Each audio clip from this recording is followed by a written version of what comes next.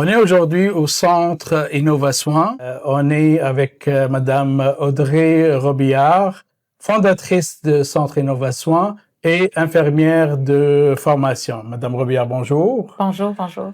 Qu'est-ce que le concept Innovasoin, puis c'est quoi son historique? Le Centre Innovasoin, ça a été créé par moi comme infirmière et puis je voulais mettre à l'avant-plan toute l'autonomie qu'une infirmière peut avoir.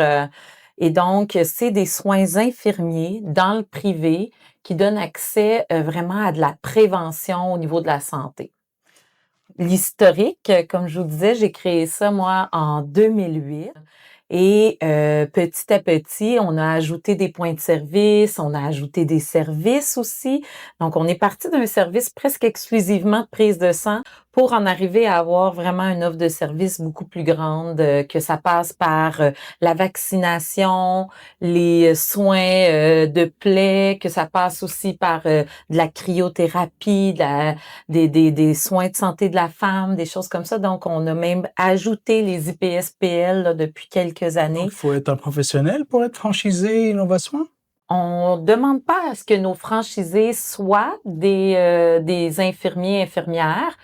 On voit qu'il y a une tendance naturelle. Les infirmiers et infirmières s'intéressent beaucoup à notre modèle. Il y a une grande majorité des gens qui viennent vers nous qui sont infirmiers et infirmières. Mais surtout, nous, ce qu'on cherche, c'est des gens passionnés, engagés, qui ont envie d'être des ambassadeurs de la marque Centre Innovasoin et qui vont savoir, eux, bien s'entourer avec des gens là d'expérience, donc des infirmières, avec d'autres professionnels de la santé aussi qui vont être capables de les épauler. Donc, on pense qu'avec toute l'expérience et les outils qu'on a, on est capable d'aider quelqu'un qui n'est pas une infirmière à opérer un centre Innovasoin. Mais je pense qu'il y a une petite tendance naturelle quand même avec les infirmiers et infirmières professionnels. Justement, c'est quoi le support que vous offrez aux franchisés une fois qu'il a signé le contrat jusqu'à l'ouverture du clinique et on continue après? Premièrement, juste pour dire, là, pour se rendre à signer le contrat, là, nous, déjà, il y a comme déjà une phase de support d'entrée de jeu. On va même vous supporter à vous assurer que c'est le bon projet pour vous. On passe plusieurs heures avant même de signer la convention de franchise. On va vraiment aller regarder tous les aspects. Mais suite à ça, bien sûr, on va offrir une formation initiale. Formation initiale autant pour l'aspect soins infirmiers que pour l'aspect gestion d'une entreprise, indicateur de performance et tout ça, que l'aspect réception, accueil clientèle, etc. Donc, on a une formation là d'environ 160 heures. Wow. Ensuite de ça, on va aussi épauler dans le quotidien les gens à chercher un local dans leur territoire pour voir un peu qu'est-ce qu'il y a autour d'eux. Après ça, l'aménagement du local avec tout ce qu'on a en branle, avec la marque de commerce, nos décors habituels. On va aider à faire ça. Et on se veut dans le quotidien des coachs, mais on est appuyé par notre manuel d'exploitation qui est vraiment complet. On est très, très fiers. Il y a une procédure pour à peu près tout au Centre Innovasoin. On a autant des procédures pour les commandes que pour comment gérer, par exemple, une femme qui vient pour un examen gynécologique. Donc, vraiment, les procédures, là, on a standardisé, procéduré énormément l'entreprise. Donc, les gens ont des outils, mais ont aussi des humains qui peuvent les aider. Justement, les humains, est-ce que vous avez une équipe spécialisée? On est très bien entourés, puis c'est ce qu'on veut faire avec nos franchisés, bien les entourer. Moi, dans l'équipe franchiseur, on a un responsable exécutif. On a aussi un responsable des adjointes. Son rôle, c'est de regarder à toutes les procédures d'accueil client, facturation aussi. Puis, on a une responsable qualité des soins. Son rôle, c'est de regarder vraiment à ce qu'on soit toujours au meilleur de la déontologie, des pratiques les plus récentes. On a éventuellement, on va avoir des gérants de territoire, des gens pour appuyer là, notre organisation. Puis on a une coordonnatrice là qui va s'occuper là de coordonner bien les choses là avec nous. Une autre source importante de support qu'on va donner, puis L'objectif est entre autres de pouvoir s'assurer que les franchisés ne commettent pas d'erreurs. Comme on est un réseau qui agit dans le domaine des professions de la santé, dans le médical, on a tout un code déontologique qui doit être respecté en marketing.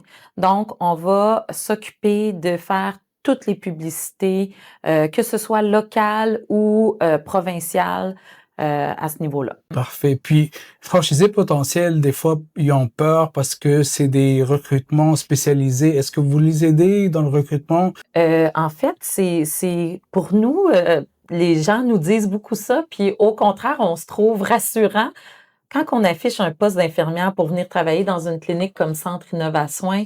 On a vraiment du succès. On reçoit là des CV comme ça se peut pas.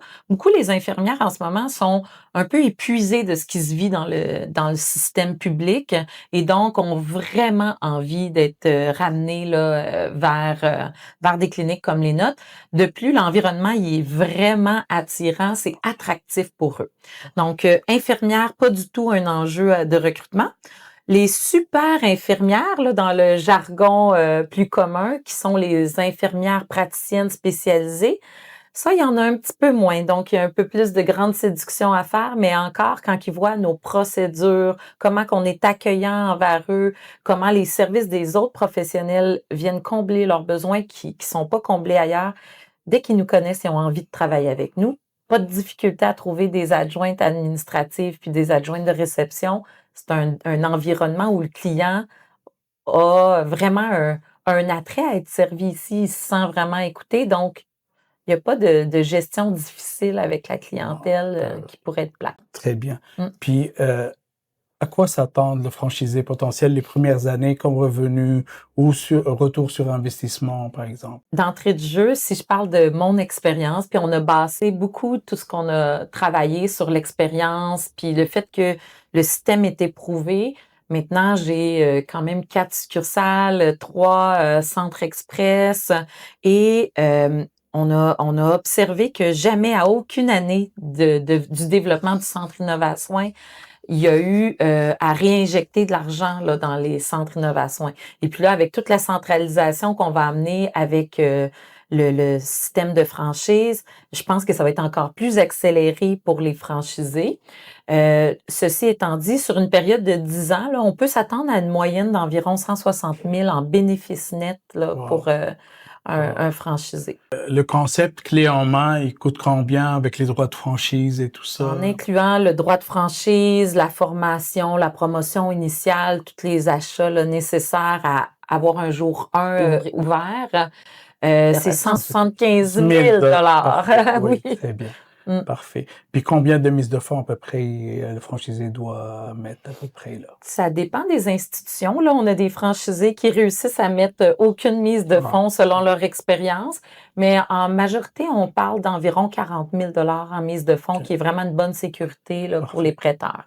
Vos objectifs 2025, 2026, puis en moyen terme aussi, là, côté les centres franchisés d'innovation?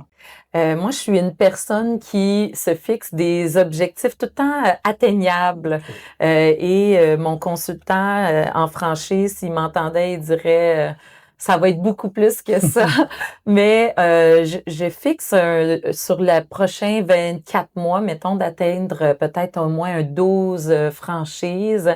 Puis je suis en train de me montrer à moi-même que ça risque d'aller plus vite que ça parce qu'on a déjà là 3-4 franchisés là officiels. Donc c'est ça là, dans 2025-2026, 8-10 franchises. J'ai vu votre logo est original.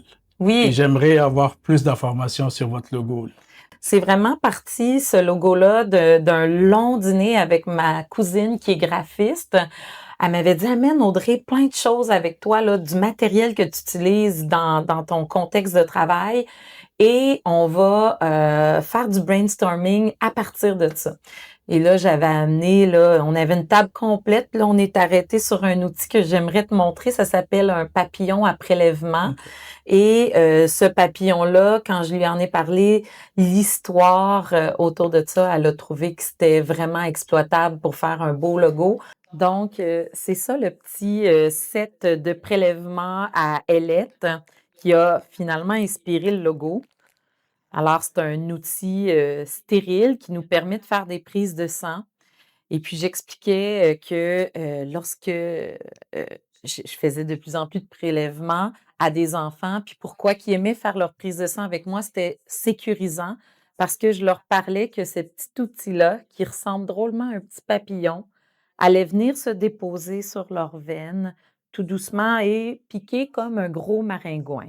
Donc c'était sécurisant pour les enfants, puis on fait ça même avec, les papas des fois, donc, les gens qui ont peur se sentent très sécurisés par, cet outil-là. Alors c'est de là qu'est né le logo. Quand on le regarde par à l'envers un peu, on voit que ça vient un peu faire la même chose que sur, notre logo et puis on a une petite cible, au milieu du logo pour démontrer à quel point on est habile, précise et que c'est ce qui fait que c'est rassurant de venir faire, des soins infirmiers au Centre Innovasoin. Puis, ici, sur la pochette, on voit une partie de notre mural. Dans le fond, la murale Innovasoin est née pendant la pandémie. On a fait naître tout le branding Innovasoin dans les décors des salles d'accueil. Et puis, on voulait mettre de l'avant-plan que c'est une profession infirmière, une profession de femme, une des premières professions. Étant une femme entrepreneur, c'était important pour moi de mettre ça à l'avant-plan. Et puis, on a fait une progression dans le temps avec la murale, avec l'infirmière en temps de guerre pour s'en aller vers une infirmière un petit peu plus jeune et dynamique. Et après ça, on a notre image de super-héros parce que pendant la pandémie, dans tous les réseaux, à la télévision, ça parlait des infirmières, des professionnels de la santé qui se présentaient à tous les jours dans leur milieu de travail comme des super-héros, et c'est vraiment ce qui a inspiré là, notre mural, puis le première image que les gens voient de nous. Souvent, les gens ne le savent pas, puis quand je leur explique ça, ils disent: «Ah wow, OK, ça l'amène vraiment toute la petite nuance humaine, douceur, le côté rassurant de l'infirmière est très présent». Madame Robillard, merci beaucoup. Merci beaucoup pour toutes ces explications. Bonne continuation dans votre développement. Merci, merci à vous.